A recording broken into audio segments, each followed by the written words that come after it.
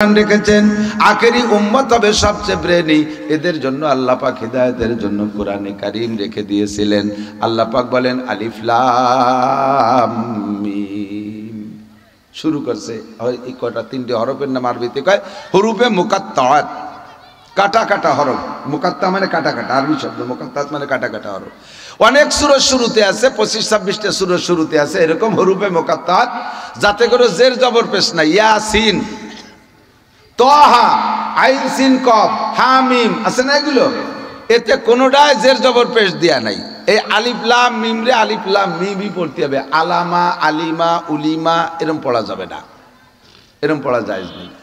তর্জমা কি এটা আমরা জানি না, তো এই তর্জমা জানে জারি গানের বয়াতিরা তর্জমা জানে।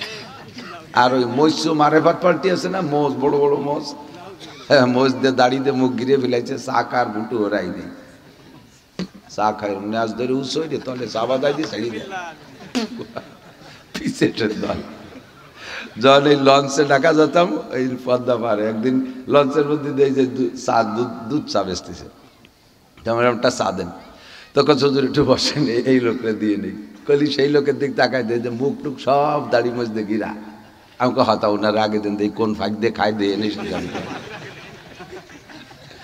শয়তানটার বোঝ পাইয়ে তো সাদা হয়ে গেছে, পরে তার মধ্যে সিগারেট খাতি খাতি সিগারেটের দুমই তা কটা কটা হয়ে গেছে, কটা কটা হয়ে গেছে। দুধ চা, গাঢ় দুধ চা এর মসুস দিয়ে কাপ বাদাই দিয়ে মোজ দিছে ছাড়িয়ে, মোজ কটা সব কাপের মধ্যে যাইয়ে ওই দুধ চা গাঢ় দুধ চা মাহাইছে, যেন কাপ সরাইছে যে পচা শিয়েনের মতো ভাইয়ে বেবর। আমি খাবো না স্যার, আমি আর সেই থেকে দুধ চা দেখলি ওর ওই আমার মনে পড়ে। আস্তাগফিরুল্লাহ। এরা এই আলিফ লাম মিমের তর্জমা কয়, কি কয় জানেন? আলিফে আল্লাহ, জিমে আলিফ লাম, লামে জিব্রাইল, মিমে মোহাম্মদ। এর নাম হলো শর্ট হ্যান্ড। এর নাম কি? ইংরেজিতে কয় শর্ট হ্যান্ড। শর্ট হ্যান্ড আমরাও বাংলা ইংরেজি প্রত্যেক ভাষায় শর্ট হ্যান্ডের ব্যবহার আছে। যেমন ডাক্তার, ডয়াকারে ডা বিসর্গ দিয়ে তারপরে ডাক্তারের নাম লেখে না, পুরো ডাক্তার কয় জায়গা লেখে, লেখে নাকি? হাফেজ কি দিয়ে লেখে? হয়াকারে হা বিসর্গ এ দিলি হাফেজ হয়ে যায়, ঠিক না? এখন শর্ট হ্যান্ড যারা যে জায়গায় যে শব্দে ব্যবহার করে তারা সেটা নিজেদের বুঝ হিসেবে সেইভাবে তার ব্যাখ্যা দেয়, ঠিক না? তো সব জায়গার শর্ট হ্যান্ড লেখা একরকম দেখলেও তর্জমা কিন্তু সব জায়গায় একরকম না। আমার বাড়ির বাথরুম ওই যে প্যান্ডা না, ওতে লেখা দেখি ডিসি, ওতে লেখা ডিসি। আমি বিরাই দেই, ওখানে গেলি আমার চোখে পড়ে ডিসি। আমি যে ডিসি মানে তো ডিস্ট্রিক্ট কমিশনার, মানে একটা জেলার প্রধান। তা আমি কি জীবন ভরে ডিসির উপরে পায়খানা করি? কি এ ডিসির মানে কি? পরে ফিরে আবার সিরামিক কিনতে যাই, সিরামিকের দোকানে করা যায় ডিসি বলে যে পায়খানা করি, এ ডিসি শুনলি তো আমার আগায় ছাড়িয়ে দিবে রে কাজ। তো ডিসির মানে কি? এ ডিসির মানে হলো ঢাকা সিরামিক। এই শর্ট হ্যান্ড ডিসি মানে কি? ঢাকা সিরামিক। আর ডিসি আমাদের জেলা প্রধান প্রশাসক যিনি, তার কক্ষের সামনে যে নেম প্লেটটা লেখা সেখানে ডিসি মানে ডিস্ট্রিক্ট কমিশনার, ডিস্ট্রিক্ট কমিশনার। তাহলে একই অক্ষর এক এক জগতে এক এক তর্জমা, এক এক জগতে এক এক তর্জমা। হয় একেবারে হা বিসর্গা হাফেজ, এটা যদি আপনাদের হেফজখানার সামনে লেখা থাকে হয় একেবারে হা বিসর্গা আব্দুর রহমান, তাহলে হাফেজ আব্দুর রহমান। আরে হয় একেবারে হা বিসর্গা আব্দুর রহমান এ যদি থানার সামনে লেখা থাকে সে জায়গাকে হাফেজ আব্দুর রহমান, সে জায়গায় হাবিলদার আব্দুর রহমান, ঠিক না? একই হয় একেবারে হা বিসর্গা, এ জায়গা হাফেজ, ও জায়গা হাবিলদার। তো এইরকম যদি পার্থক্য হয়, ডয়াকারে ডা বিসর্গ আব্দুর রহমান মানে ডাক্তার আব্দুর রহমান যদি হাসপাতালের সামনে লেখা থাকে, আর ডয়াকারে ডা বিসর্গ এরশাদ শিকদের এ যদি লেখা থাকে খুলনা এরশাদ শিকদের বাড়ি, তাহলে এ জায়গাকে ডাক্তার এরশাদ শিকদের, এ জায়গা ডাকাত এরশাদ শিকদের। একই ডয়াকারে ডা বিসর্গ এক এক জায়গায় এক এক তর্জমা, হয়াকারে হা বিসর্গ আলাদা তর্জমা, ডিসির আলাদা তর্জমা। তুমি কোনটা জানো? আল্লাহ পাক রব্বুল আলামিন সূরাগুলোর শুরুতে হুরুফে মুকাত্তার দিকে দিয়েছে আলিফ লাম মিম। এর তর্জমা কি আল্লাহই ভালো জানে, এর পরিবেশ এর পরিভাষার তর্জমা কি আল্লাহই ভালো জানে। সাহাবাই কেরাম পর্যন্ত বলেছেন আল্লাহু আলামু বিমুরাদিহি বিজালিকা, এই শব্দের তর্জমা আল্লাহ ছাড়া কেউ জানে না, তবে পড়লে নেকি পাবেন 90টা। কয়টা? পড়েন একবার আলিফ লাম মিম। তিনটে অক্ষর পড়েছেন, তিনটে অক্ষরের ভিতরে 9টা অক্ষর হয়ে গেছে। আলিফ লিখতে গেলে আলিফ জবরা লাম জাল্লি ফাদুই পেশফুন আলিফুন, আলিফ লিখতে 3টে অক্ষর লাগে, লাম লিখতে 3টে অক্ষর লাগে, লাম আলিফ জবর লাম মিম দুই পেশ মুন লামুন, মিম লিখতে 3 হরফ, মিম ইয়াজের মিম মিম দুই পেশ মুন মিমুন। এই আলিফ লাম মিম 3টে অক্ষর লিখলে 3টে অক্ষরের ভিতরে 9টা অক্ষর আসে। আর আমার নবী মানে বলেন মান করা হারফাম মিন কিতাবিল্লাহ ফালাহু হাসানাতুন ওয়াল হাসানাতু বিআশরি আমসালিহা, যে কোরআনে কারীম থেকে একটা হরফ পড়ে আল্লাহ পাক তাকে 10টা নেকি দান করে। কন্যা সুবহানাল্লাহ। এই আলিফ লাম মিম 3টে হরফ পড়লেই 90টা নেকি পান। আমাদের দেশে একদল বার হইছে মুফাসসিরে কোদাল, মুফাসসিরে কুরআন না কুদাল, এরা কয় আমাদের, তার ভিতরে আমাকে এই তবলিগের এক মুরব্বী সাদ সাহেব, উনিও ওই দলে চলে গেছে, কি বুঝে বুঝতে পারলাম না। উনিও কয় কোরআন শরীফের তর্জমা না বুঝে পড়লে নেকি হবে না। যেই লোক বলে কোরআন শরীফের তর্জমা না পড়লে, না বুঝে পড়লে নেকি হবে না, ওই লোক কি সত্য বলেছেন না মিথ্যা বলেছেন? তাহলে বলেন আলিফ লাম মিমের তর্জমা বলেন। আর যদি বলেন যে না এর কোনো তর্জমা নাই, ওর কোনো তর্জমা নাই, যদি তাই না হয় তাহলে বলেন যে আলিফ লাম মিম পড়লে নেকি হবে না, তা বলেন।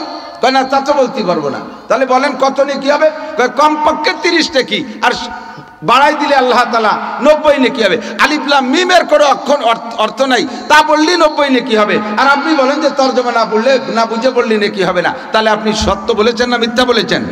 অবশ্যই মিথ্যা বলেছেন, ঠিক কি ঠিক না? কোরআনে কারীম এমন কিতাব যদি এই কথা বলে দেয় যে তর্জমা না বুঝে পড়লে নাকি হবে না, তাহলে সাধারণ পাবলিক যারা কোনো মতে কোরআন শরীফ পড়তে পারে তারা তিলাওয়াত সম্পূর্ণ ছেড়ে দেবে। তর্জমা বোঝাও সম্ভব না, বুড়োকালে তর্জমা শেখাও সম্ভব না। এত কষ্ট করে এক খতম কোরআন শরীফ পড়ি, কোরআন পড়ে লাহু আজরান, তাকে আল্লাহ তাআলা 2 খতম কোরআন শরীফ পড়ার নেকি দেয়। আলেমরা যদি পড়ে এক খতমে একটা বিল্ডিং পায়, আপনারা সাধারণ পাবলিকরা পড়ে এক খতম পড়লে 2টা বিল্ডিং পাবেন, 6236 তালা। বলবেন সুবহানাল্লাহ।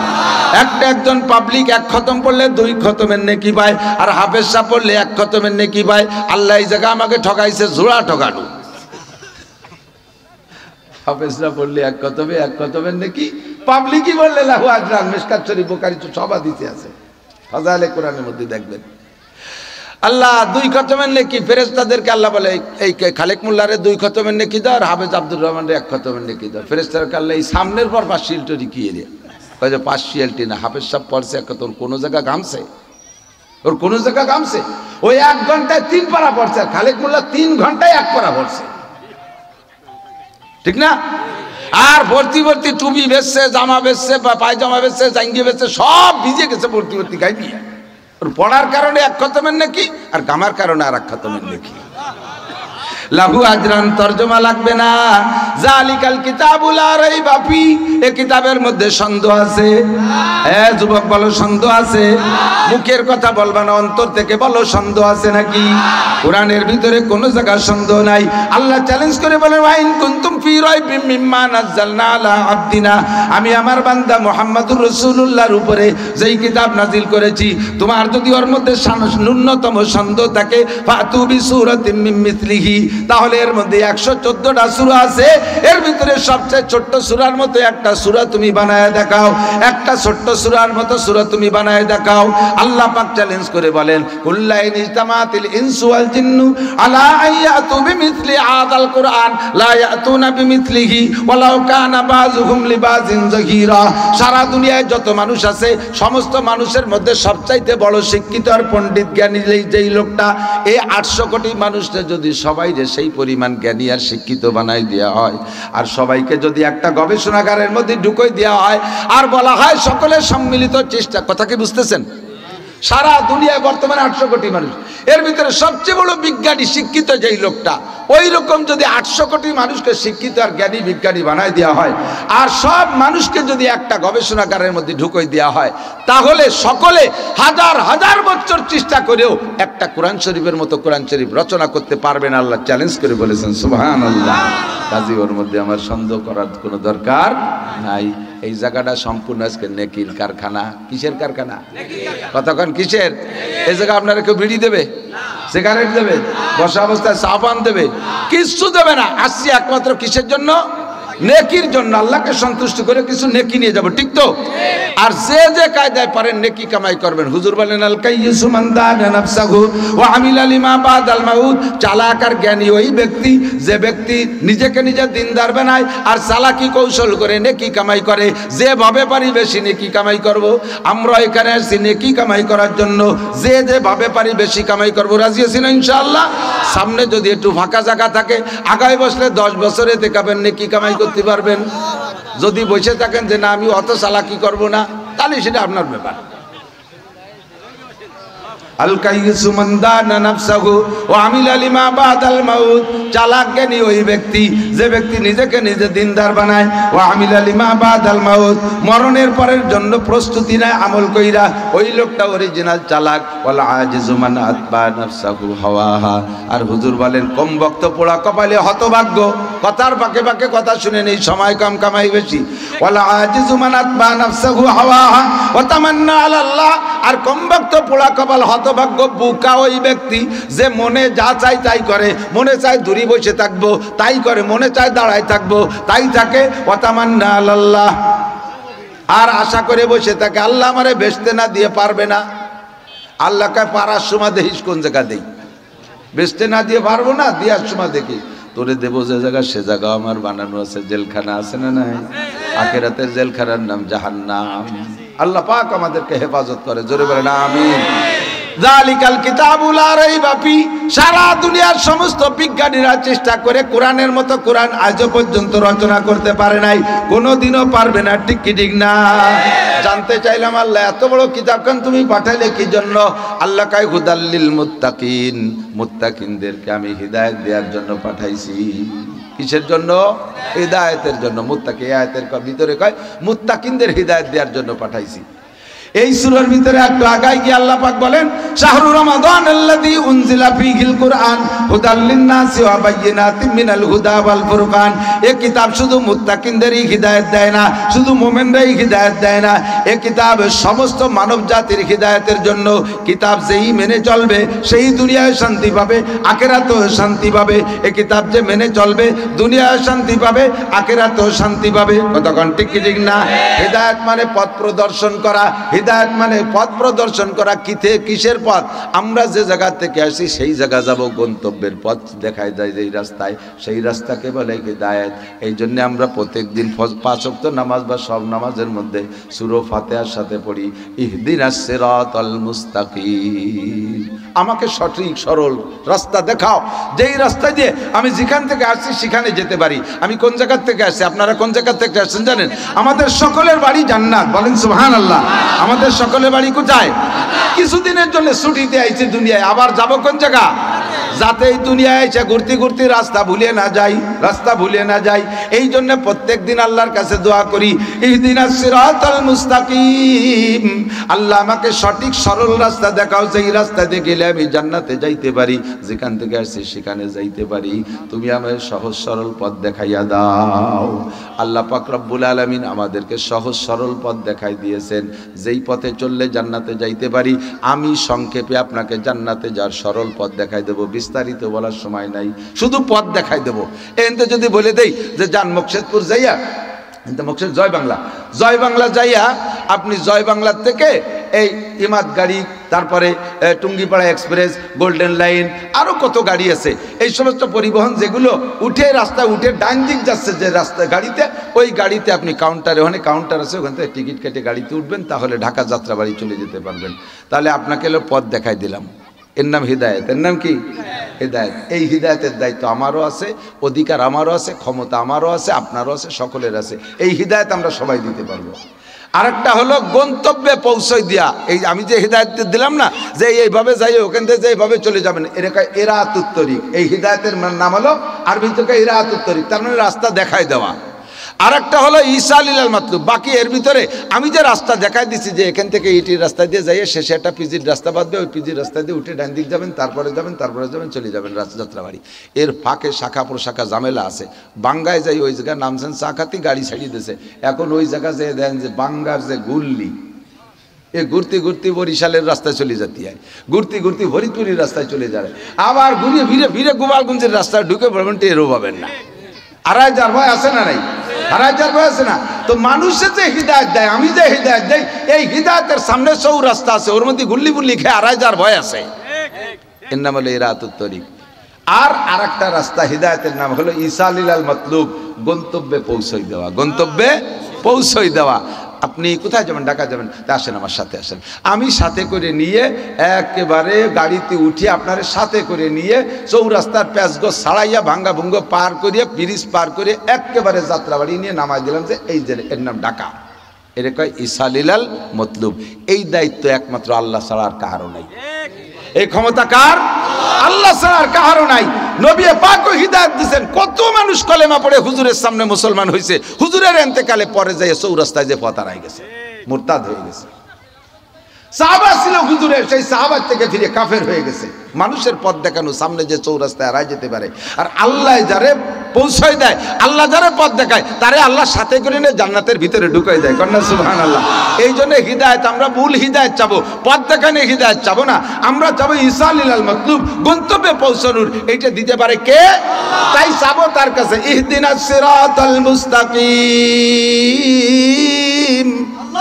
আল্লাহ তুমি আমাকে সঠিক জায়গায় পৌঁছাইয়া দাও। 5 ওয়াক্ত নামাজ, সমস্ত নামাজের মধ্যে পড়বেন সূরা ফাতিহা। আল্লাহ আপনাকে গন্তব্যে পৌঁছাই দেবে, বলেন আমিন, বলেন আমিন। আমি আপনাকে একটু পথ দেখাই, হারায় যাতে না যান, এজন্য আপনি আল্লাহর কাছে দোয়া করবেন, আর আমি শুধু পথ দেখাই দেবো যে সহজে কিভাবে যাওয়া যায়। আল্লাহ পাক রব্বুল আলামিন বলেন, সমস্ত সৃষ্টি জগতে যত কিছু দেখতেছো সব বানাইছি খুলিকা লাকুম কুল্লু শাই। নবী পাক বলেন খুলিকা লাকুম কুল্লু শাই। কোরআন শরীফের আয়াতের একই তরজমা।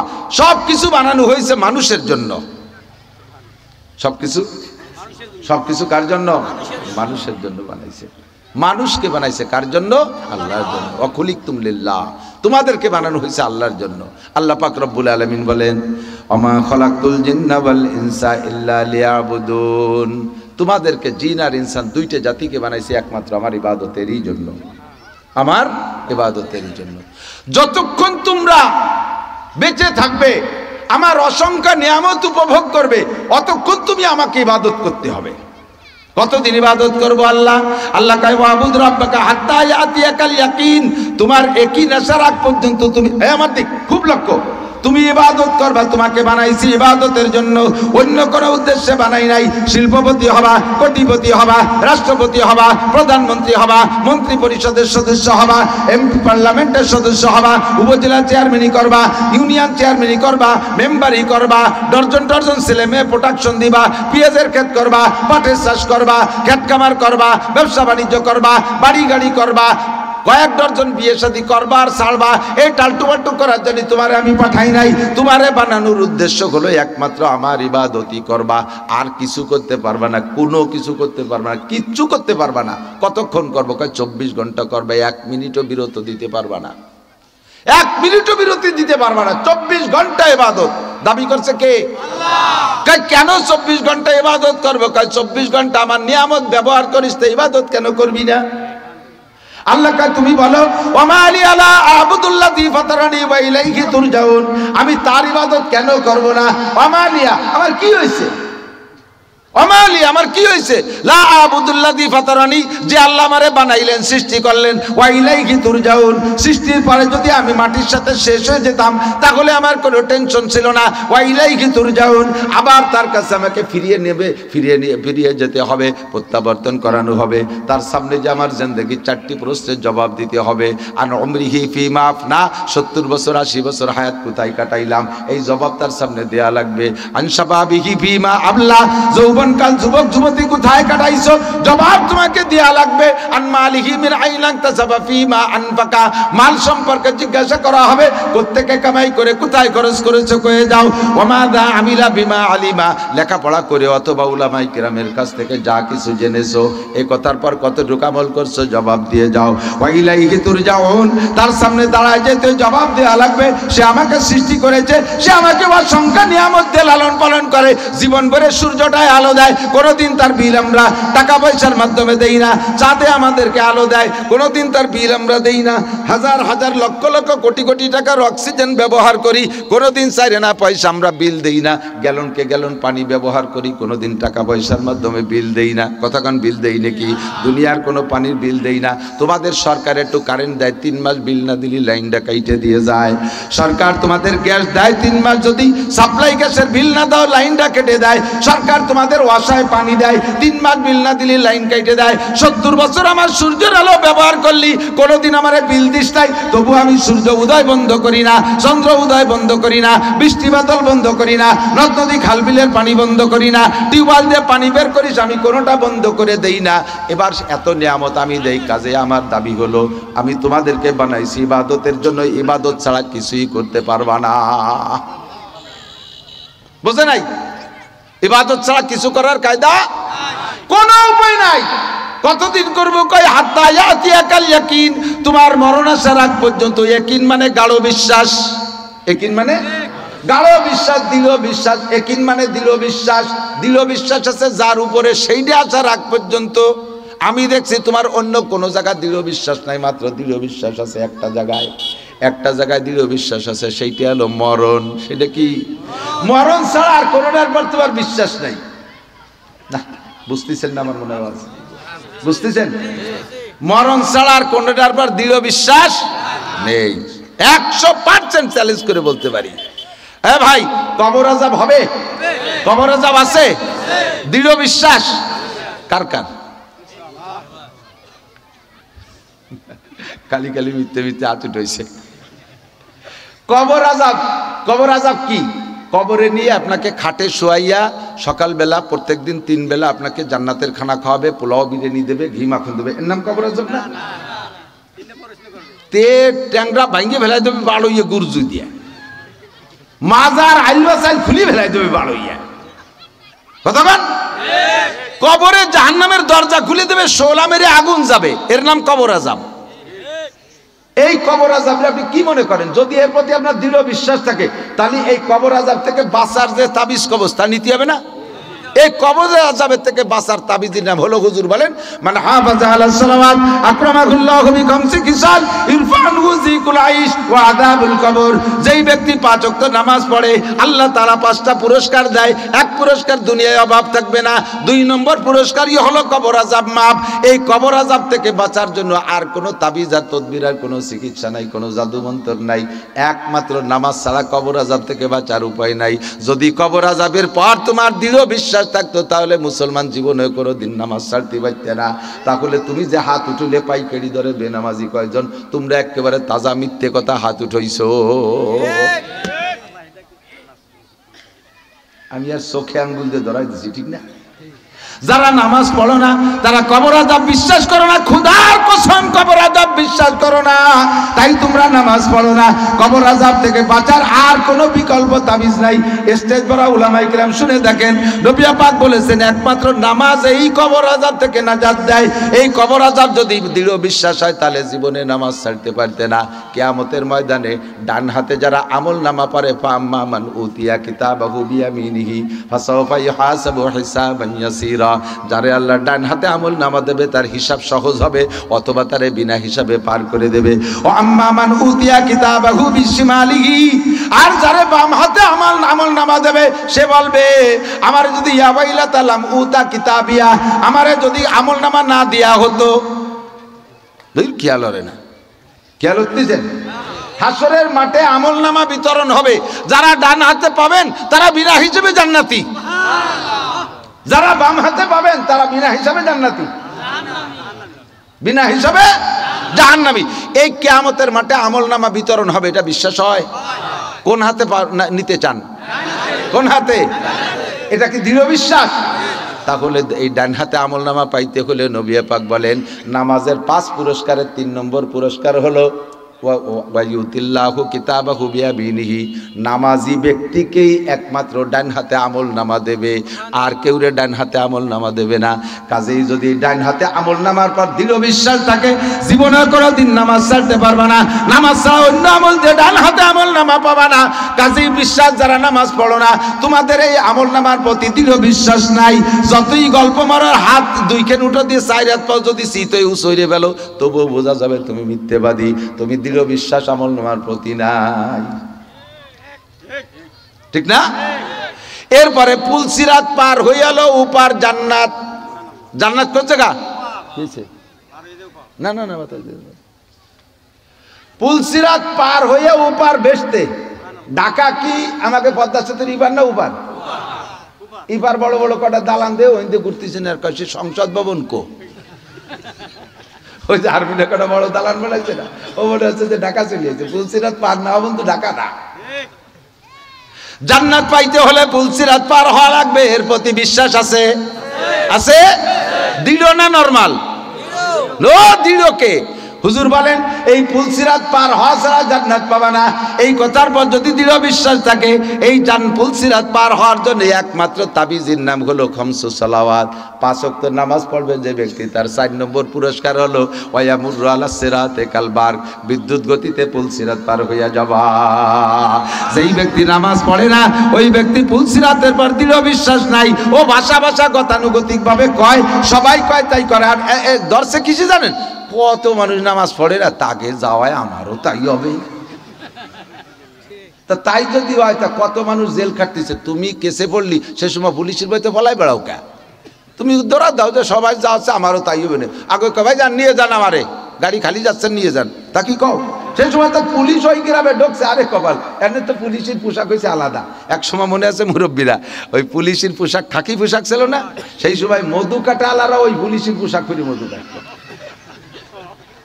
যে গ্রামে কেসা গেছি, মধু কাটালারা ওই গ্রামে ঢুকছে। ওদিকে তাকে তলপাত পিছিয়ে বান্ধা, মনে হয় যেন রাইফেল গাড়ি।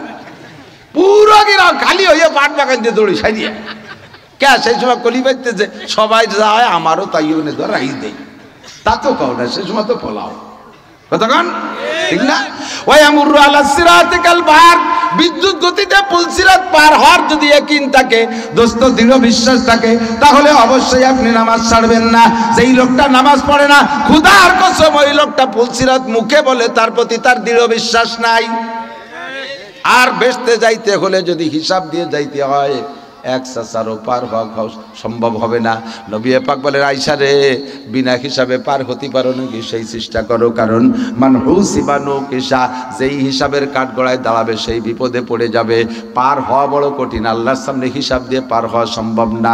বিনা হিসাবে পার হইতে যদি চাও, এই কথার পর যদি দৃঢ় বিশ্বাস থাকে বিনা হিসাবে জান্নাতে যাওয়া যায়, এই কথার পর দৃঢ় বিশ্বাস থাকলে এই আমলটা কি? নবী পাক বলেন, ওয়ায়াদখুলুল জান্নাতা বিগাইরি হিসাব, একমাত্র নামাজি ব্যক্তি বিনা হিসাবে জান্নাতে চলে যাবে। কন্যা সুবহানাল্লাহ। আপনার এই বিনা হিসাবে জান্নাতের পর দৃঢ় বিশ্বাস নাই, পুলসিরাত পার হওয়ার পর দৃঢ় বিশ্বাস নাই, ডান হাতে আমল নামার পর দৃঢ় বিশ্বাস নাই, আপনার কি বলা হয় কবর আযাবের পর দৃঢ় বিশ্বাস নাই, যার কারণে আপনি নামাজ ঠিকমতো পড়েন না। কোরআনের পর দৃঢ় বিশ্বাস নাই, কোরআনে কথাগুলো বলে সেই কথা আপনি মানেন না, কাজেই প্রমাণ কোরআনের পর দৃঢ় বিশ্বাস নাই। কিয়ামতে মিজান আছে, মাপামাপি হবে, দৃঢ় বিশ্বাস নাই। জান্নাত আছে, জাহান্নাম আছে, দৃঢ় বিশ্বাস নাই। বিশ্বাস থাকলে আপনি এই আমলগুলো কেন ছাড়েন আর অন্যায়গুলো কেন করেন? তবে এমন কি করতে করতে যে আল্লাহ কয় তুমি ফেরেশতা মানো না, নবী মানো না, কোরআন মানো না, আখিরাত মানো না, পরকাল মানো না, এমনকি আমি আল্লাহকে তুমি মানো না। আমি আল্লাহকে যদি মানতে আমার সামনে দাঁড়ায় 4 প্রশ্নের জবাব দিতে হবে, এই ভয়টা তোমার মধ্যে যদি থাকতো, দুনিয়ার মানুষের সামনে মানুষের হিসাব দিতে যাইয়া কিভাবে বিপদগ্রস্ত চিন্তা করেন। হ্যাঁ, এই বিগত আমাদের সরকার, আমলিক সরকারও মানুষ, আর ডাক্তার ইউনূস আর এই যে 15, 20 জন, 30 জন, 40 জন উপদেষ্টাও মানুষ, ঠিক না? এই 15, 20 জন, 40 জন উপদেষ্টার ভয়তে বাংলাদেশের সব বাগা নেতারা কোন জায়গা যে ফলাইছে তার খবরই নেই। কেউ হিজরত করে ইন্ডিয়া চলে গেছে, মুহাজিরে ইন্ডিয়া, মুহাজিরে সিঙ্গাপুর, মুহাজিরে লন্ডন, মানুষের সামনে মানুষের দ্বারা হিসাব দেবে তাই ভয়তে ফলাইছে। আর আল্লাহর সামনে দাঁড়াইয়া হজবক হাসিস না, একটু বোঝ, আল্লাহর সামনে দাঁড়াইয়া 4টি প্রশ্নের জবাব দেওয়া লাগবে। লাগবে লাগবে একটু দৃঢ় বিশ্বাস বলো, লাগবে? সত্যি বিশ্বাস হয় লাগবে, তাহলে তুমি জীবনে কোনোদিন নামাজ ছাড়তে পারতে না। আল্লাহ কয় সব বিশ্বাস অবিশ্বাস করিস, কিন্তু একটারে অবিশ্বাস করতে পারবি না, সেটা হলো মরণ। সেটা কি? মরণের প্রতি দৃঢ় বিশ্বাস আছে, আল্লাহর প্রতি দৃঢ় বিশ্বাস নাই, গভীর বিশ্বাস, গাঢ় বিশ্বাস নাই, কোনো তার প্রতি বিশ্বাস নাই, মরণের প্রতি বিশ্বাস আছে। এই জন্য আল্লাহ বলেন ওয়াবুদ রাব্বাকা হাত্তা ইয়াতিয়াকাল ইয়াকিন, আমি তোমারে বানাইছি ইবাদতের জন্য, করবা কতদিন? তোমার মরণ আসার আগ পর্যন্ত, দৃঢ় বিশ্বাস আসার আগ পর্যন্ত। 1 বছর রোজা রাখছো আর 1 বছর রাখবা না, এক নামাজ পড়ছো বাড়ি এসে সব শাড়ি বাড়ি দিয়ে বসে থাকবা তা না। 1 মাস দস্তারখান বেছে খানা খাইছো, পরের মাস দস্তারখান বাদ দিয়ে খান সাহেবের খবরই নাই বাড়ির মধ্যে কোনো জায়গা। দস্তারখান কোন জায়গায়? খান সাহেব হারাই গেছে। একবার সুন্নতি পোশাক এক সেট বানায় পরে খুলে খুলে প্যান্ট শার্ট লাগাইছো, 6 মাস 2 বছর 5 বছর দাড়ি রেখে পরে দাড়ি কাইটে বেলাইছো, এর নাম ইবাদত না। ইবাদত হবে হাত্তা ইয়াতিয়াকাল ইয়াকিন। তুমি পর্দা করেছো, কিছুদিনের পরে পর্দা ছেড়ে দিয়েছো, এমন হবে না, চলতে থাকবে। ফরজ চলবে মরণ পর্যন্ত, ওয়াজিব চলবে মরণ পর্যন্ত, কথা বলেন? সুন্নাত চলবে মরণ পর্যন্ত, টুপি হবে মরণ পর্যন্ত, সুন্নতি চুল মরণ পর্যন্ত, সুন্নতি মোছ মরণ পর্যন্ত, সুন্নতি দাড়ি মরণ পর্যন্ত, তিলাওয়াত চলবে মরণ পর্যন্ত। এক কথায় যত ইবাদত আছে তত সব চলবে মরণ পর্যন্ত। আল্লাহ পাক রব্বুল আলামিন কয় মরার পরে তোমার কাছে ইবাদত চাই না। নবী পাক বলেন ইজা মাতাল ইনসানু ইনকাতা আনহু আমালুহু, মানুষ মারা গেলে তার সব আমলের দরজা বন্ধ হয়ে যায়, কোনো আমল করা লাগে না। কেন লাগে না? কয় কবরে যে তুমি আমার অক্সিজেন ব্যবহার করো না, কবরে যাই আমার ভাত মাছ খাও না, কবরে যাই আমার সূর্যচন্দ্র ব্যবহার করো না, কবরে যাওয়ার পরে আমার কোনো নিয়ামত ব্যবহার করো না, বিদায় আমি তোমার কাছে ইবাদত চাই না। এই জমিনে থাকবি, জমিন ব্যবহার করিস, আমার নিয়ামত ব্যবহার করিস, জমির সূর্য ব্যবহার করিস, আমার নিয়ামত ব্যবহার করিস, আমার নিয়ামত যতক্ষণ ব্যবহার করবি ইবাদত ততক্ষণ করতে হবে, এর মধ্যে কোনো বিরতি ওয়াবুদ রাব্বাকা হাত্তা ইয়াতিয়াকাল ইয়াকিন। জানতে চাইলাম আল্লাহ তোমার ইবাদত করলে কি দিবা একটু কও, তাহলে বুঝে শুনে ইবাদত করি। আল্লাহ কয় তোর লাগবে কি তাই কয় আমার 2টা জিনিস লাগবে, একটা লাগবে হলো প্রশস্ত হালাল রিজিক, আর একটা লাগবে নিরাপদ জীবনযাপন। 2টা জিনিস মানব জীবনে মাত্র 2টা প্রয়োজন। কয়টা? কতক্ষণ? কয়টা? সিরেফ 2টা, একটুও বেশি না, একটুও বেশি না, মাত্র 2টা জিনিস আমার জীবনে, তাতেই আমি চিরসুখী, জাগতিকভাবে চিরসুখী। সেটা কি? 1 নম্বরে হলো আমার রিজিক। রিজিক মানে খালি বাচ্চাড্ডে না, রিজিক মানে আমার জীবনে দৈহিক জীবনে যত প্রয়োজন আছে সব, ভাত মাছ পিঠে আটা গোশ মোষ ফল ফ্রুট দালান কোটা গাড়ি বাড়ি জাগা জমি বউ বাচ্চা খ্যাত খামার পিঁয়াজ রসুন যা কিছু আছে সব কিছুর নাম টাকা পয়সা সোনা দানা অলংকার, সব কিছুর নাম রিজিক। এইটি আমার লাগবে। আর একটা কি লাগবে? কয় সব কিছু থাকার পরে নিরাপদ জীবন ব্যবস্থা, রাস্তা দিয়ে চলবো, কোটি টাকা ব্যাগে নিয়ে, কেউ যেন ডাইকি আমার জিজ্ঞেস না করে। ঘরের ভিতরে 10 কোটি টাকা রেখে দরজা খুলে শুয়ে থাকবো, কেউ রাতের বেলা করে দুলোবাই এসে যেন ডাক না দেশ আলাওর, এই কেউ না থাকে। আমার সুন্দরী মেয়ে ছেড়ে দেবো, চলে যাবে একেবারে মকসেদপুর কলেজে, রাস্তায় কোনো যুবক ছেলে আমার মেয়ের দিকে তাকাবে না, কিক মারবে না, কুক মারবে না। আমার ছেলেটারে ঢাকা বিশ্ববিদ্যালয়ে ভর্তি করে দেবো, নিরাপত্তার সাথে লেখাপড়া করে BCS পাস করে বাড়ি আসবে। এই নিরাপদ জীবন যাপনটা আমি কামনা করি। 2টা জিনিস আমার দরকার। আল্লাহকে এটাও দেওয়া হবে তোমাকে ইবাদতের বিনিময়। ফালিয়াবুদু রাব্বা হাযাল বাইত, ফালিয়াবুদু রাব্বা হাযাল বাইত আল্লাযী আত'আমাহুম মিন জু' ওয়া আমানাহুম মিন খাউফ। যদি এই 2টা জিনিস পাইতে চাও, জাগতিক সব নিয়ামতে ভরপুর পাইতে চাও, আর নিরাপদ জীবন যাপন চাও, আবাল বৃদ্ধ বনিতা নারী আর পুরুষ, তাহলে এই ঘরের রবের ইবাদত করো, কাবার রবের ইবাদত করো, মসজিদের রবের ইবাদত করো। সে কি দেয়? আল্লাযী আত'আমাহুম মিন জু', সকল ক্ষুধা নিবারণ করে দেয়, সকল প্রকার চাহিদা পূরণ করে দেয়, ওয়া আমানাহুম মিন খাউফ, সকল প্রকার ভয়ভীতি থেকে নিরাপদ জীবনযাপনের ব্যবস্থা করে দেয়। কন্যা সুবহানাল্লাহ। এই 2টা জিনিস তোমার জীবনে দরকার, পাইতে হলে ওই রবের, ওই ঘরের রবের ইবাদত করো।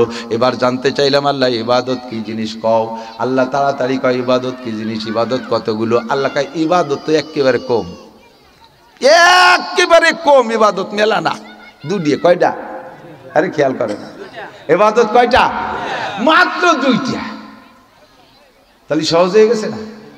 যত কঠিন হোক 2টা তো, হ্যাঁ এই এখন তো ভালোই শীত পড়ছে, আরও কঠিন শীত যদি পড়ে, এর মধ্যে যদি আমাদের তত্ত্বাবধায়ক সরকার, অন্তর্বর্তী সরকারের প্রধান ডক্টর ইউনূস সাহেব যদি ঘোষণা দিয়ে দেয়, এখন তো আমলিগও নাই, বিএনপিও নাই, কেউ নাই, আমাকে এতই চলতেছে দেশ, তো সামনে নির্বাচন হবে না, একটা লোকরে আমি অনায়াসে প্রেসিডেন্ট বানাই দেবো, শিহাবুদ্দিন সাব্বাদ আম্মাবাদ, একজনের প্রেসিডেন্ট বানাই দেবো। যুবক রেডি হও, প্রেসিডেন্ট হবে, আমি কালকে যাবো ইনশাল্লাহ ঢাকায়, যাই ওনারে বলবে এই ঘোষণাটা দিতি। শর্ত কি? মাত্র একটা লোককে বিনা নির্বাচনে প্রেসিডেন্ট বানাই দেবো, যেই লোকটা কঠিন কনকনে শীত যে রাত্রে পড়বে, ওই রাত্রে বাগানের ভিতরে কচড়িওয়ালা কুয়ো আছে না, এই কুয়োর মধ্যে এক মনে একটা পাথর মাথায় এরিয়ে গলা পানিতে সন্ধ্যের সময় নামবে, আর সকালবেলা সুস্থভাবে উঠে আসবে, ওরে প্রেসিডেন্ট বানাই দেওয়া হবে। রাত মোটে কয়টা? একটা, পুরো ডুবানো লাগবে না, গলা পানিতে, যে পারবে তারে প্রেসিডেন্ট বানাই দেব। বিষয়টা তো কঠিন সবাই জানি, কিন্তু তারপরও হাজার হাজার যুবক রেডি হয়ে যাবে, আগের থেকে গায়ে তেল মাখাচ্ছে, বিভিন্ন প্রকার সরসরি মাখাচ্ছে যাতে পানি ঠান্ডা না লাগে, পরে মোটামোটা গায়ে কোনো জ্যাকেট প্যাকেট দিতে পারবো না, খালি একটা লুঙ্গি করে কাঁচাই দিয়ে নেমে যাবো, জাহিদ গায়ে দিক বেসবে তো। এই এক রাত মাত্র পরিশ্রম করলে বাংলাদেশের প্রেসিডেন্ট হবার, তার জন্য হাজার হাজার যুবক রেডি হয়ে যাবে, বুড়োরাও মাথার সাথে পাথর একখান বাদ দিয়ে লাগাই দিয়ে শুয়ে যাবে, দেহি মানি নেই নাকি ইসুফ আলাইহিস সালামের কিনা বেচার। রাত তো মোটে একটা, এই সাহস করে কয় দরকার হয় ঠান্ডা নিমোনিয়া যদি করোনা মারোনা হয়ও, তারপরও বাংলাদেশের অর্ধেক বেশি চিকিৎসা হবো, পরে আর অর্ধেকের রাজত্ব তো চালাতে পারবো। রাত তো মোটে একটা, যত কঠিন হোক ইবাদত মাত্র দুই কথা। কয় কথা? এদিক খেয়াল করেন, যারা লেখাপড়া জানেন তারা সাক্ষী দেন। প্রশ্ন যদি ছোট হয়, উত্তর বড় হয়, অ্যান্সার। প্রশ্ন ছোট লিখে দিলাম, সারা বইতে যাহা কিছু আছে সব লিখে দাও, এক লাইন লাগে নাই প্রশ্ন করতে, লিখে দিচ্ছে সারা বইতে যাহা কিছু আছে সব লিখে দাও, তাহলে কয় মাস লাগবে লিখতে? প্রশ্ন ছোট, উত্তর সারা বই, ঠিক? এবার কথা কয় কারা? এই পিছনে কথা করছেন কারা? বাড়ির জরুরি কথা হলে মাইকি করেন, সবাই শুনি, আর না কেন অপ্রয়োজনীয় কথা এইভাবে ডিস্টার্ব করবেন কেন? আর যদি প্রশ্ন লম্বা হয়, এদিক প্রশ্ন যদি লম্বা হয়, অ্যান্সার ছোট হয়, উত্তর কম হয়। সারা বই প্রশ্ন উঠে দিছি, দিয়ে বললাম ইহা সত্য না মিথ্যা, এক কথা লিয়ে দিলি হলো, সত্যি হলি সত্যি, মিথ্যে হলি মিথ্যে, এক কথায় উত্তর হয়ে যায়, ঠিক না? প্রশ্ন ছোট হলে অ্যান্সার বড় হয়ে যায়। প্রশ্ন মাত্র দুইটা, কয়টা? খুবই ছোট, মাত্র দুইটা, কিন্তু অ্যান্সার সারা জীবন মরণকাল পর্যন্ত অ্যান্সার দিতে থাকতে হবে। কি ইবাদত বলো? আল্লাহ আমার রসুল, আমার দিক আমার রসুল যেটা যেভাবে করতে বলে সেইটা সেইভাবে করো, আর আমার রসুল যেটা যেভাবে ছাড়তে বলে সেইটা সেভাবে ছেড়ে দাও। আমি তোমারে 24 ঘন্টা ইবাদতের জন্য বলি না, নমি গুয়াম কে আজ দুনিয়া জুদাবাস, নমি গুয়াম কে আজ দুনিয়া জুদাবাস, বাহার কারে কে বাসি বা খুদাবাস। আমি বলি না 24 ঘন্টা ইবাদতের জন্য দুনিয়া ছেড়ে দাও, সংসার ছেড়ে দাও, বিয়ে করা বাদ দাও, নির্বাচন বাদ দাও, খেত খামার বাদ দাও, ব্যবসা বাণিজ্য বাদ দাও, চাকরি বাকরি বাদ দাও। আমি আর কিচ্ছুই বলি না, আমি বলি না নবী গুয়াম কে আজ দুনিয়া জুদাবাস। আটলান্টিক মহাসাগরের চরের পর যাইয়া একটা কুড়িয়ে ঘর বানায় 24 ঘন্টা ইবাদত করো। সুন্দরবন জঙ্গলের ভিতরে যাইয়া গহীন জঙ্গলে কুড়িয়ে ঘর বান্ধে ইবাদত করো। এই চট্টগ্রাম বড় পাহাড়ের চূড়ার পর বসে বসে ইবাদত করো। আমি এগুলো বলি না, আমি বলি বাহার কারে কে বাসি বা খুদাবাস। তুমি যে কাজটা করবা ওই কাজের মধ্যে দেখবা দুইটা দিক আছে, একটা বৈধ একটা অবৈধ। কতক্ষণ? প্রত্যেকটা কাজে এভরিডে এভরিথিং, প্রত্যেকটা কাজের ভিতরে দুইটা দিক আছে। বৈধ কাজটা করো আল্লাহর হুকুম নবীর তরিকায়, অবৈধটা ছেড়ে দাও, তাহলে তোমার দুনিয়ার সব কাজ ইবাদত হবে। এমনকি তুমি এদিক তাকান, এমনকি তুমি বিয়ে শাদী করবা এটাও ইবাদত হবে। যুবক ইংরেজি পড়বি তোর ইংরেজি ইবাদত হবে, IABM BCS পাস করবি তাও তোর ইবাদত হবে। খোদার কসম দিয়ে বলি, ক্বালা রাসূলুল্লাহ সাল্লাল্লাহু আলাইহি ওয়াসাল্লাম কাম মিন আমালিন ইউতাসাওয়ারু বিসূরাতিল আমালিদ দুনিয়া সুম্মা ইয়াসিরু মিন আমালিল আখিরা বিহুসনিন নিয়াত। অনেক কাজ দেখতে মনে হবে দুনিয়ার কাজ, নিছক দুনিয়ার মধ্যে আখিরাতের কোনো গন্ধই নাই তোমার কাছে মনে হবে, কিন্তু ওই কাজটার পিছনে নিয়তটা সুন্দর করে কাজটারে সেইভাবে পরিচালনা করো, তোমার দুনিয়ার কাজটা ইবাদতে পরিণত হবে, আখিরাতে পরিণত হবে। এমএ পাস করো, নিয়ত করো এখন থেকে আল্লাহ যদি আমি মাস্টার্স পাস করতে পারি, আমি যদি বিসিএস পাস করতে পারি, আমি সরকারের যে কোনো একটা পদে অফিসার হব, আমি যে জায়গা অফিসার হব ওই অফিসের ভিতরে কোনো প্রকার দুর্নীতি হতে দেব না, আমি ওখান থেকে ঘুষমুক্ত অফিস বানাবো, ওই অফিসটারে ঘুষমুক্ত বানাবো। এই নিয়ত করে তুমি বিসিএস পড়া পর্যন্ত যত লেখাপড়া করবা প্রত্যেকটা অক্ষরে অক্ষরে নেকি পাইবা, প্রত্যেকটা হরফে হরফে নেকি পাবা। অবিরাম ইংলিশে কথা বলা শেখো, নিয়ত রাখো আল্লাহ আমি যদি ভালো ফার্স্ট ক্লাস ইংলিশম্যান হতে পারি, আমি ইংল্যান্ড যাব, পশ্চিম দেশে যাব, যে দেশের মানুষ ইংলিশ বোঝে সে জায়গা যাই আমি কলেমার দাওয়াত দেব, ইসলাম প্রচার করব। এই নিয়ত করে সারা জীবনে যত ইংরেজি পড়বা প্রত্যেকটা হরফে হরফে এক একটা করে নেকি পাবা। নবী গুয়াম কে আজ দুনিয়া জুদাবাস বাহার কারে কে বাসি বা খুদাবাস ওয়াকাম মিন আমালিন ইউতাসাওয়ারু বিসূরাতিন আমালিল আখিরা সুম্মা ইয়াসিরু মিন আমালিদ দুনিয়া বিসুইন নিয়াত। আবার এদিক তাকান, যে অনেক কাজ দেখতে আছে সে কাজটাকে বিলকুল আখিরাতের কাজ মনে হয়, কিন্তু তার ভিতরে যদি নিয়ত খারাপ হয়ে যায়, নিয়ত যদি খারাপ হয়ে যায় আখিরাতের কাজটাও তুমি কোনো নেকি পাবে না, ওটা দুনিয়ায় পরিণত হবে। আমার দিক তাকান, আমরা মাঠে ময়দানে বক্তারা ওয়াজ করি, আপনাদেরকে কত সুন্দর সুন্দর কথা বলি, এ কাজটা আখিরাতের কাজ না, কিন্তু এর মধ্যে আমার নিয়ত খারাপ, আমাকে মানুষে বলবে আন্তর্জাতিক ক্ষতি সম্পন্ন, না না খ্যাতি সম্পন্ন, খ্যাতি সম্পন্ন না, আমি ক্ষতি সম্পন্ন। আর ফেসবুকে ইউটিউবে ছেড়ে দিচ্ছে প্রত্যেক দিন, আজকে আমার 66তম মাহফিল, কক্সবাজারের দিকে যাইতেছি, আপনারা আমার সুন্দর সফরের জন্য দোয়া করবেন। তুমি এ কসুর লেহার কি দরকার ফেসবুকে? তার মানে তুমি একজন বক্তা, এ বিটাকে শুনতে চাচ্ছ? হ্যাঁ, মানুষের হিদায়াত পাবে, তুই পথ পাবি না, তুই জাহান্নামে যাবি, কারণ তোর উদ্দেশ্য ভালো না। ইচ্ছাকৃত ভাবে গ্যাঞ্জাম বাদাইয়া সেইটারে ফেসবুকে দিয়ে দেয় ভাইরাল হওয়ার জন্য, যাতে অমুক বক্তা খুব প্রসিদ্ধ বক্তা, তার সাথে এরকম বড় বড় নেতাদের গ্যাঞ্জাম হয়েছে, বাস একে ভাদে আগা সারা দেশ বেড়ে চিনিয়ে ফেলেছে। আমাদের প্রোটেক্ট দেওয়ার জন্য 300 পুলিশ এনেছে, এখানে হেলিকপ্টারে নিয়েছে, ওখানে হেলিকপ্টার এনেছে, এগুলো কাউকে তোমার বয়ানে মানুষ হিদায়াত পাবে, তুমি নিজে গুমরা হয়ে যাবা, এক ফটো নেকি পাবা না। অজের পরে জিজ্ঞেস করে, এই আজকে কেমন হলো রে?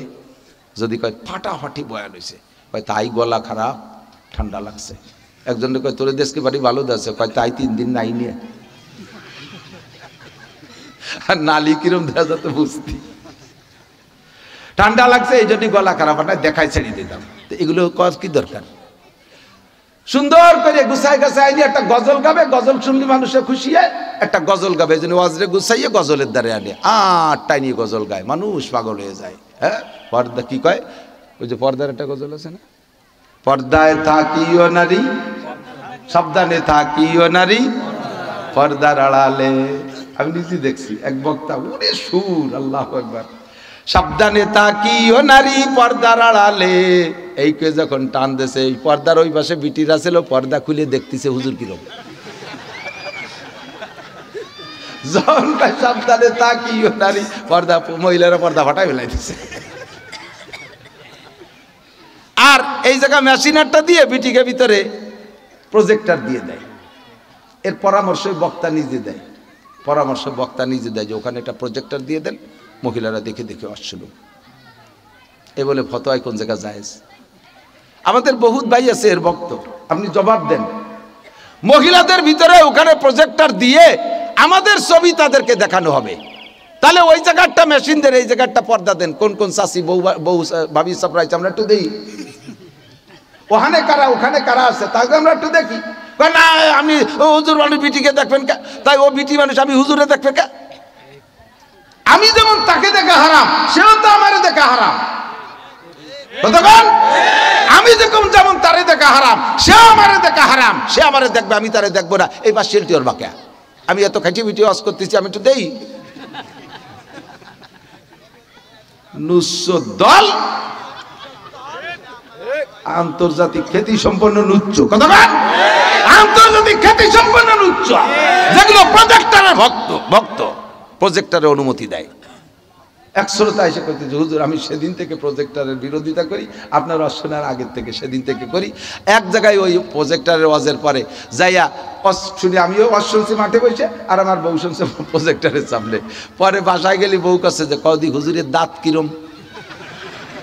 আমি বললাম যে আমি তো 30-40 হাত দূরে বসে, ছোট ছোট দাঁত, কোনটা কিরম তো আমি দেখছি নাকি? যে আমরা জানি দাঁত কিরম। হুজুরের একটা দাঁত প্রজেক্টরে বড় করে দেখাইছে, সে খেজুর গাছের মতো মোটা মোটা দেখাচ্ছে, একটা একজন একটা পেছনে সব দেখছে দাঁত। তাহলে কি ওয়াজ শুনতে গেছে না গরু বেচা কিনা? গরু কিনতে গেলে দাঁত দেখে কিনে না? এই গরু কিনতে এসে দাঁত দেখছে যে কোনটা বিহা করা ভাঙ্গা। উচিত কথা কবরে মাসি, তাই আর একবার আসি আর না আসি, খুব কষ্ট লাগে। ইহুদা বিহি ওয়া হুয়া লা ইয়াতাদি। আল্লাহ পাক রব্বুল আলামিনের কাছে জানতে চাইলাম, আল্লাহ ঠিক আছে সব কিছুর ইবাদত বানাবি, ইবাদতের কোয়ালিটি কেমন হবে, ইবাদত কোন মানের হতে হবে?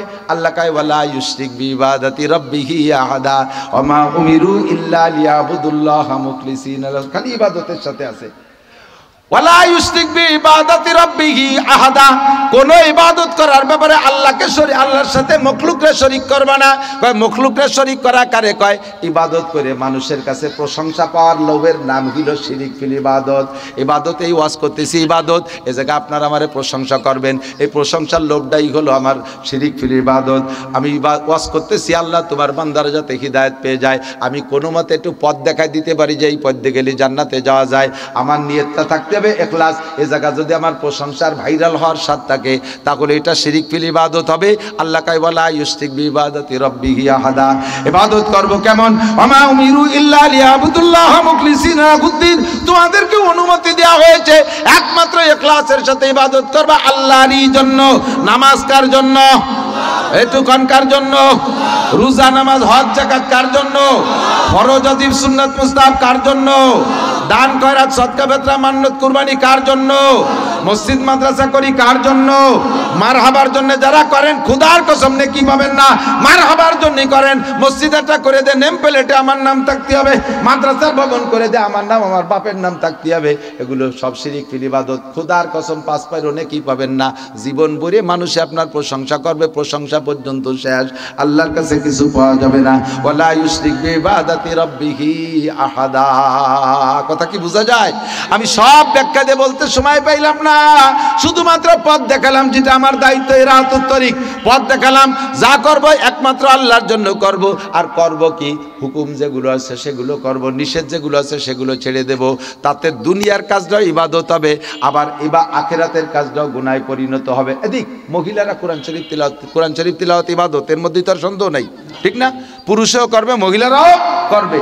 তো মহিলা যদি ঘরে বসে জোরে জোরে তিলাওয়াত করে আর রাস্তার বিটারা যদি শোনে, তাহলে আল্লাহর কসম একটা নেকিও হবে না। যতজন পুরুষের শুনছে অতজন পুরুষের সাথে ওই মহিলার জিনার গুনাহ লেখা হয়েছে। তিলাওয়াত তার মধ্যে নেকি নেই, গুনাহ হয়ে গেছে। অথচ ইংরেজি পড়লাম তার মধ্যে বস্তা ভরে নেকি পেলাম, ভিতরে উদ্দেশ্য ভালো, ভালো মন্দ, ঠিক কিনা? আল্লাহর হুকুম নবীর তরিকায় তিলাওয়াত করে তাহলে নাকি বাবা। মহিলা বয়ান করে, আরে বাবা এই মাঝে মাঝে আপনাকে দিক তালিম আছে নাকি আমি জানি না, বিটিকে তালিম হয় না, কয়েক গ্রামের মহিলা গুছাই এক জায়গা বসে তালিম করে। সে স্বামী বিচারা পিএজ লাগাতে গেছে, সেই পিএজ লাগা এসে দুপুরে ভাত পাইনি, বউ তালিমই গেছিল। ভাই তুমি কোথায় গেছিলে? কথা কয় না, দিনের কাছে গেছিলাম। আল্লাহরে খুশি করা ফরজ, তুমি কিরা স্বামী রে ভাত না খাই আল্লাহরে খুশি দিয়েছে। অমুক জায়গা আসছে, আমার হুজুরির বউ এসে তালিম করতেছে, সেই তালিমই গেছিল। বড় জ্বালাই কুলাপান সব জায়গায় এটা দিন। এদিকে দিক আমার দিক তাকান, সময় কম, আর বাড়তি বাড়তেছে, ওর বাবা হয়ে গেছে, আমার টাইম ওভার হয়ে যাচ্ছে আমার দিক। তো তালিমে গেছিলাম, এবার তালিম করে বাড়ির পাশে রাস্তা, রাস্তার পাশে বাড়ি, জোরে জোরে তালিম করতেছে। তালিমের শেষে একটা লম্বা মোনাজাত, আর মহিলাকে মোনাজাতে কিন্তু কান্না বেশি আমাকে, কারণ বেটারাও কান্দে না, পুরুষরা কান্দে খালি কান্দে, আর মহিলারা কান্দে গীত গায় আর কান্দে, ঠিক না? যা যা হয়েছে সব। এক মহিলা স্বামী মরিয়ে গেছে, স্বামীর পর মহিলা অতটা সন্তুষ্ট ছিল না, জীবন ভরিয়ে জ্বালাইছে, ওর বদদুয়াই মরছে মনে হয়। পরে আর এক মহিলা, সবাই কাঁদতেছে, হয়েছে বউ কান্দে না। এক মহিলা এসে কাছে যাবা একটু কান, নালি মানুষ মাইন্ড করবে না। কান বোঝে কি কইয়ে কানবো, এটা তো কতি হবে, তার কোনো গুণ তো কতি হবে, তার কিছুই মনে কয়টা কিছু তা কয় বাবা কোনোদিন মুনাই দে সাড়া বাড়ই নেই বাবা রে ভাই, টেঙ্গি দে সাড়া কোনোদিন মারি নেই বাবা রে ভাই, বাবা আমারে চুল কাটা টানিয়ে উঠে বেলাইছে বাবা রে ভাই, মরছে স্বামী বাবা রে ভাই। এই মহিলারা মুনাজাতে গেলি বিনয় বিনয় কইয়া ওই কথা রেখে দেয়, ওই বেড়ে কান্দি দেয়। মানুষ মারছে এক বাড়ির বিল পার হয়ে 40-50 জন বিটি আইছে, সেই বাড়ি লাগে সাথে কান্দিছে, দেখছেন না এরকম?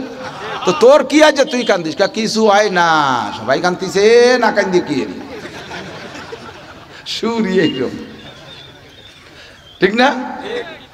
এই মহিলারা মুনাজাতে অল্পে কান্দি দেয়, তা কান্তি কান্তি সব মহিলা চাপড় ছেড়ে কান্দিছে, রাস্তার ভ্যানালারা দাঁড়ায় মোনাজাতে শরীক হয়ে গেছে। পরে যাইয়ে চার দোকানে গল্প দেয়, কি জিন নাসির হুজুরা সর্বনের হুজুরার ইসমতুল্লাহ কাছে উনাকে মুনাজাতে বয়ানে তো হাসেই সবাই, আর মুনাজাতেও কান্দে না, নান টুরবর মুনাজাত ফেরেশতারাই কান্দি দিচ্ছে। আমরা সেই জায়গা ব্যান দাঁড়াইয়ে মুনাজাতে শরীক হয়েছি, যে কয়জন ওই জায়গা নানটুরবন মোনাজাতের সাথে শরীক হয়ে গেছে, ওই কয়জন পুরুষের সাথে নানটুরবন জিনার গুনাহ লেখা হয়ে গেছে। করছো মোনাজাত, কাম তো হবেই না, ফাঁকে ইনকাম করে নেছে উল্টো গাঠিতে অন্য কিছু। এর নাম হলো মা তাকুমুর রাসূল ফাকুযুহু ওয়া মা নাহাকুম আনহু ফান্তাহু। প্রত্যেকটা কাজের ভিতরে দুইটা দিক আছে, যে কাজটা যেভাবে আল্লাহর হুকুম নবীর তরিকায় নবী করায় দিয়েছেন ওই কাজটা ওইভাবে করবা, তাহলে দুনিয়ার কাজও ইবাদত হইয়া যাইবে। পক্ষান্তরে আল্লাহর হুকুম নবীর তরিকায় যদি না হয়, দিনের কাজও দুনিয়ায় পরিণত হবে, কোনো নেকি হবে না, গুনাহ হবে। কতক্ষণ ঠিক কি ঠিক না? জামা পরবেন হে যুবক, শার্টের ভিতরে বাম হাতটা আগে ঢুকাইয়া ডাইন হাত পরে ঢুকাই বোতাম লাগাইলে পরা হবে, ইবাদত হবে না। ডান হাতটা আগে ঢুকাইয়া সুন্নতের নিয়তে বাম হাতটা পরে ঢুকাই বোতাম লাগাই দিবা, পরাও হবে, ইবাদত হবে। তাও সুন্নতের নিয়তে যদি করো 100 শহীদের সওয়াব পাইয়া যাবা।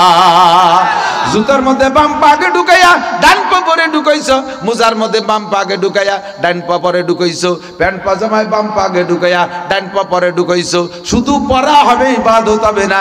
এবার ডাইন সাইডটা আগে ঢুকাইয়া বাম সাইড পরে ঢুকাইয়া যদি সুন্নতের নিয়তে পড়ো, পড়াও হবে, ইবাদত হবে, 100 শহীদের সওয়াব হবে। কন্যা সুবহানাল্লাহ।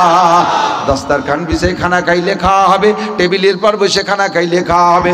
টেবিলি খাইলে শুধু খাওয়া হবে, ইবাদত হবে না। দস্তারখান বিছাই খানা খাইলে 100 শহীদের সওয়াব হবে, আবার সাথে সাথে তোমার খাওয়া হয়ে যাবে। কতক্ষণ ঠিক কি ঠিক না?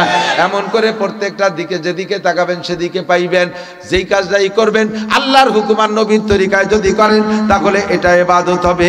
আল্লাহ কয় মা আতাকুমুর রাসূল ফাকুযুহু ওয়া মা নাহাকুম আনহু ফান্তাহু। আবার সিরিয়াল ধরে বলে দেই, আল্লাহ আমাকে দুনিয়া করার জন্য বানাইছে না, ইবাদতের জন্য। এই ইবাদত করতে হবে কতদিন? বলেন কতদিন? মরার আগ পর্যন্ত। ইবাদত করলে কি পাবো? দুনিয়া আখিরাতের শান্তি পাবো। কতক্ষণ? শান্তি, অর্থনৈতিক সমস্ত রিজিক পাবো, আবার সুখময় জীবনযাপন পাবো। এইটা ইবাদতের বিনিময়। এবার জানতে চাইলাম আল্লাহ ইবাদতের কোয়ালিটি কেমন হবে? আল্লাহ কয় ইবাদত হবে শিরিক মুক্ত ইবাদত, এর মধ্যে কোনো ভেজাল রাখতে পারবা না, হ্যাঁ, জাল জয়ীব হতে পারবে না, ভেজাল মুক্ত ইবাদত করবা। আল্লাহ ইবাদত কি জিনিস? আল্লাহ কয় আমার নবী যেটা যেভাবে বলেছেন সেইটা সেইভাবে করবা, যেটা যেভাবে ছাড়তে বলছে সেইটা সেইভাবে ছেড়ে দিবা। তাহলে ব্যবসা বাণিজ্য তোমার ইবাদত, মেম্বারি চেয়ারম্যান ইবাদত, উপজেলা চেয়ারম্যানই করবা ইবাদত, এমপিগিরি করবা তাও ইবাদত, IABMA পাস করবা তাও ইবাদত, পুলিশ বিডিআর আর্মি চাকরি করবা তাও ইবাদত, জজ ম্যাজিস্ট্রেট DCO CSP হবা তাও ইবাদত, ইংরেজি পড়বা তাও ইবাদত, যা কিছু পড়বা সব ইবাদত হবে, যা কিছু করবা সব ইবাদত হবে। ক্ষেত খামারে পিএস লাগাবা, পরের আইলঠালা ঠেলি করবা না, ও জায়গা নিজের জমি মাপে জুবে সুন্দরভাবে দরকারে 1 বিঘে ছাড়িয়ে দিয়ে কাজ করবা। এবার যখন পিএস লাগাবা বিসমিল্লাহ করে শুরু করবা, কাজ শেষে আলহামদুলিল্লাহ করে উঠে চলে আসবা। মহিলারা বাচ্চাদের দুধ খাওয়াবা, এইটাও তোমার ইবাদত হবে। দুধের বাচ্চা বিসমিল্লাহ কইতে পারে না, তার মুখে তো বিসমিল্লাহ সে বলতে পারে না, তোমার স্তনের মধ্যে দুধ দেছে কে? আল্লাহ। তোমার ক্ষমতায় দুধ আসে নাই, কারণ তোমার চাইতে বহুত মোটা মোটা বিটিরাও বাচ্চারে 1 ফুট দুধও খাওয়াতে পারে না। এর মহিলা আছে না? এইরকম মোটা খেজুর গাছ ঠিলিয়েটা নিয়ে গেছে, একটা বোতল ঠিলিয়ে নিয়ে বোতল নিয়ে গেছে।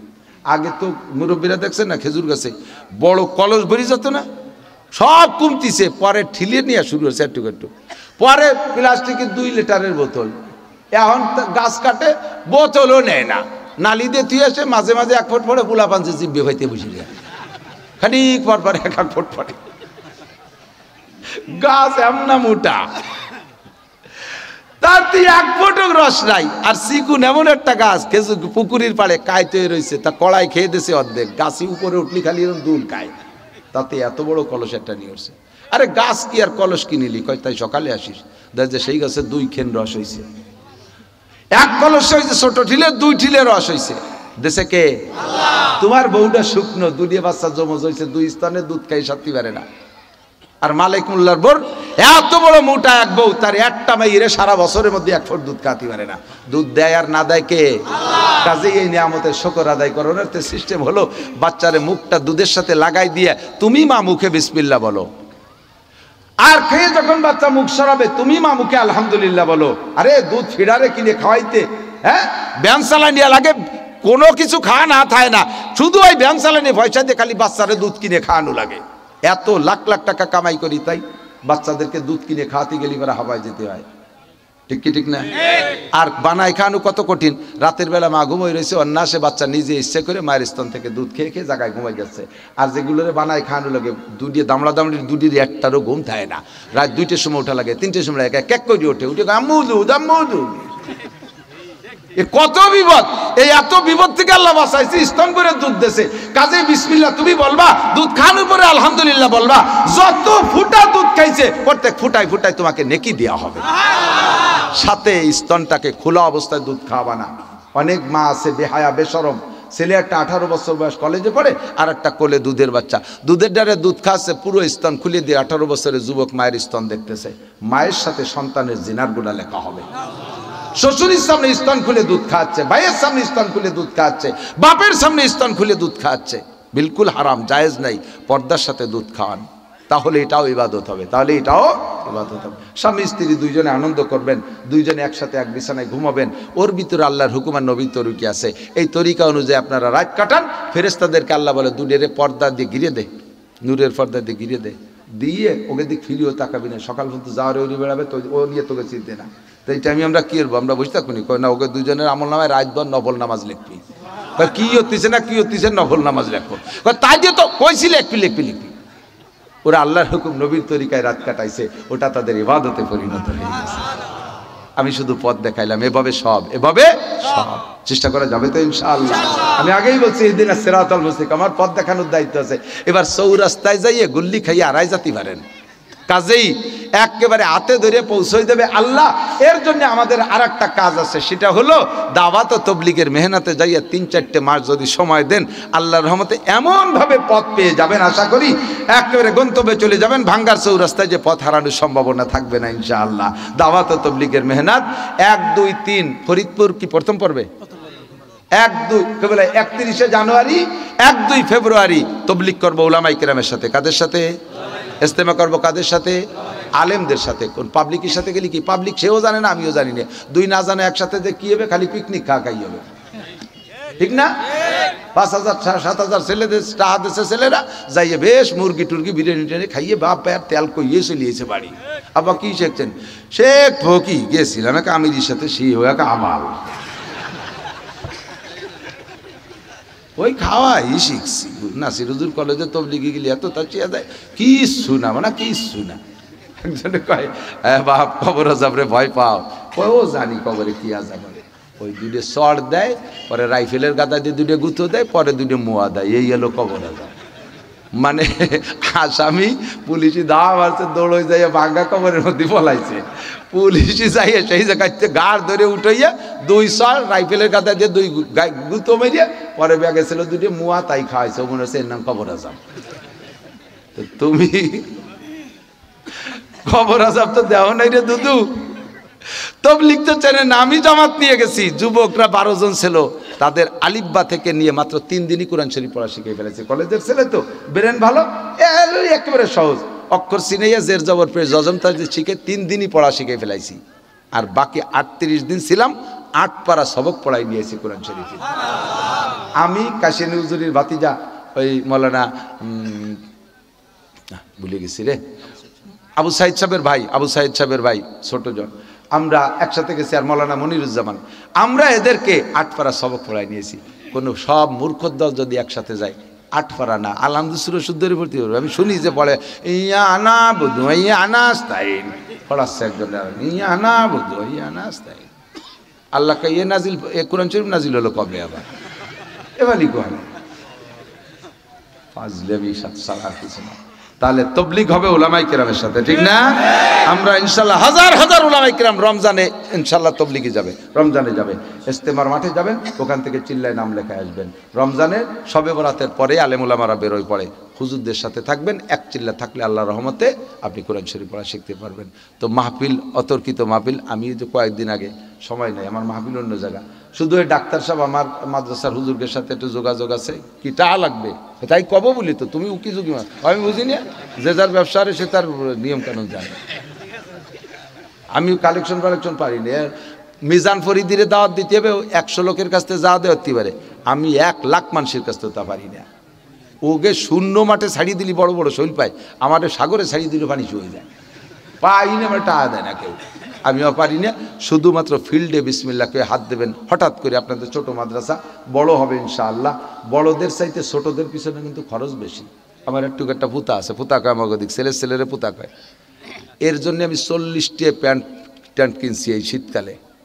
40টি তো হবে, আরও প্যাম্পাস তো ভর্তি তালে রয়েছে, জ্যাকেট ম্যাকেট দিয়ে 40টির উপরে কিনছি। আর আমার এই সেটের বয়স 5 বছর চলে। বাড়ি মুরব্বী বড় যারা, তাদেরকে 4-5 বছর আগে কিনে দিছি, কিনা লাগে না। আর ওর এবারে যে 40টি, আগামীবার ওই 40টি হবে না, ওরা আবারও কিনে দেওয়া লাগবে, ঠিক না?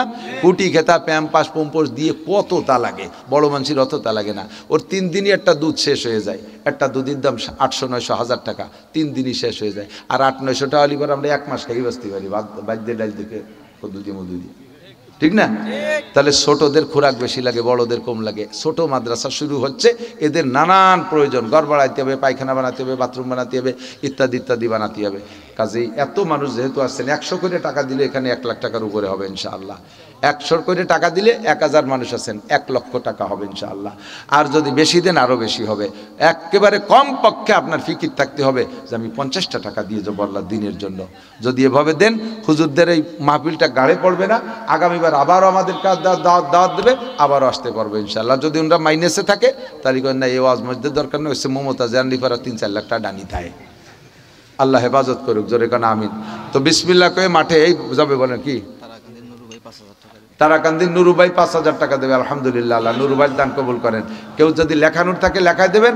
আর এক্ষুনি ফিল্ডে যাইতেছে, আজকের পকেটের বড় টাকাটা একটু বের করেন, আজকের পকেটের বড় টাকা, বিশেষ করে 500 আর 1000 টাকা, 200 আর 100 টাকা, 4 পদের টাকা থাকলে আমার একটু দেখান, দেখাইয়ে যে হুজুর এই যে আছে কিন্তু দেব না, এই কই আবার পকেটে দিয়ে দেন, একটু দেখান। টাকা দেখলেও শরীর স্বাস্থ্য ভালো হয়, পরের টাকা দেখলে স্বাস্থ্য ভালো। টাকা গুনলি ওই ভলেন্টিয়ার রাখাই সামনে দে, ওদিক দিয়ে নাই, এই দিক দিয়ে যাবা, ওই পাশালারা রেডি হবে, আইডিও ভাবে যাবা, কেউ টের পাবে না।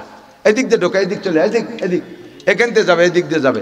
আর কেউ থাকলে নুরু ভাই 5000, আর কোনো ভাই থাকলে একটু বলেন 5000, 10000, 2000, 1000 একটু বলেন, লেখান, দোয়া করে দেব। আপনারা লেখাইয়া দেওয়ার আগ পর্যন্ত হুজুররা দোয়া করতে থাকবে, যাতে আপনি মিস না করেন, এই জন্য দোয়া হতে থাকবে। একটু লেখায় দিলে দিতে পারেন। হ্যাঁ, আমার সময় নেই। এলাকায় পেঁয়াজ আছে, 40 ভাগের 1 ভাগ করবেন। যত পেঁয়াজ হবে সব পেঁয়াজের 40 ভাগের 1 ভাগ বের করে এই 1 ভাগ আপনাদের মাদ্রাসায় দেবেন অর্ধেক, আর অর্ধেক সারা বাংলাদেশে যত জায়গাতে আছে সব জায়গা দেবেন। 40 ভাগের 1 ভাগ বের করবেন, আল্লাহ তাআলা জমিনের ভিতরে বরকত দেবে, সুজলা সুফলা করে দেবে, আপদ বিপদ বালা মুসিবত থেকে হেফাজত করবে। পরিমাণ মতো পয়সা পাবেন পেঁয়াজে, এই নিয়ত রাখেন যে আল্লাহ তাআলা যদি দেয় তাহলে 40 ভাগের 1 ভাগ দেবে ইনশাআল্লাহ। পরবর্তী যে 2 মণ 2000, কি নাম ভাইয়ের নাম কি একটু বলবেন?